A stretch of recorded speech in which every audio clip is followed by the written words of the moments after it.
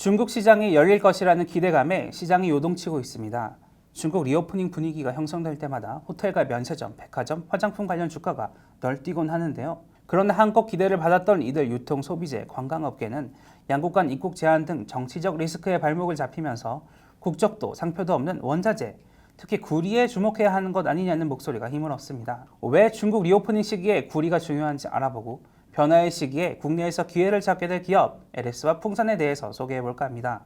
구리는 철광석과 함께 대표적 산업 원자재죠. 구리 가격은 닥터카퍼라는 말이 있을 정도로 경제 예측 적중률이 뛰어난 지표로 알려졌는데요. 특히 전체 구리 수요에서 중국이 절반 이상을 차지해 중국 경기를 예측하는 지표로 통합니다. 2022년 말 중국 국영은행들이 2023년부터 중국 부동산 경기 부양에 185조 원 규모의 대출을 지원하겠다고 밝히면서 구리값이 뛰고 있습니다. 구리는 배선과 케이블, 파이프와 튜브 등에 사용되기에 부동산 경기 부양의 수혜를 그대로 받는 원자재이기 때문이죠. 2023년 1월 되면서 런던 금속거래소의 구리 선물 가격은 톤당 9,000달러를 돌파했습니다. 골드만삭스 글로벌 원자재 리서치 부문 대표는 1월 11일 블룸버그 TV와 인터뷰에서 구리 가격이 2023년 말까지 톤당 1만 1,500달러를 넘어설 것이라고 말해 상승세가 계속될 것으로 내다봤습니다. 이렇게 되면 어떤 기업들이 돈을 벌까요? 현재 국내에서 대표적인 구리 관련주는 LS와 풍산이 꼽힙니다. 두 기업 모두 2022년 중국의 제로 코로나 정책에 따른 봉쇄, 경기 침체로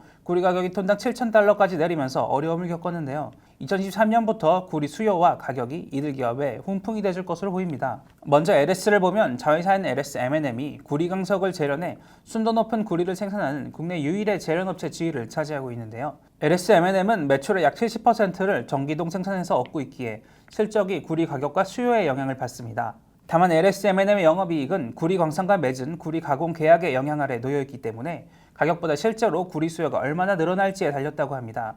특히 단기적으로는 구리 가격 해칭 그리고 구리 가격 상승에 따른 일시적 발주 감소 때문에 오히려 실적이 줄어들 가능성도 있다고 하니까 장기적으로 접근해야 하는 회사입니다. LS는 2022년 하반기 구리 재련 관계사인 LS 니꼬동 재련을 완전히 인수해 LS M&M으로 이름을 변경했는데요. 이 이름은 금속과 소재를 뜻한다고 합니다. 실제로 LS M&M은 구리 호환기를 발판 삼아 기업 공개와 함께 2차 전지, 반도체, 태양광 등 고부가 소재 산업에 진출하겠다는 계획도 가지고 있습니다.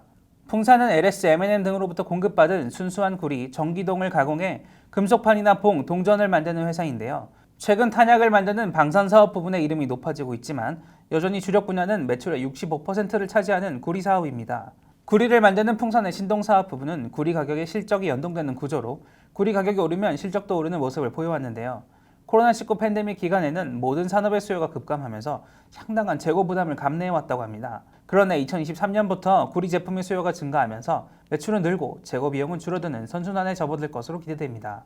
또 구리 가격이 낮았던 2020년 무렵부터 쌓아둔 2-3년치 재고가 소진되면서 높은 영업이익을 노릴 것이라는 관측도 나옵니다. 중국 리오프닝의 주역이 될 구리업계 그리고 관련 기업에 대해 알아봤습니다. 무역 의존도, 특히 중국과 무역 의존도가 높은 대한민국, 우리 기업들이 중국 리오프닝을 기회로 다시 도약할 수 있을지 지켜봐야겠습니다.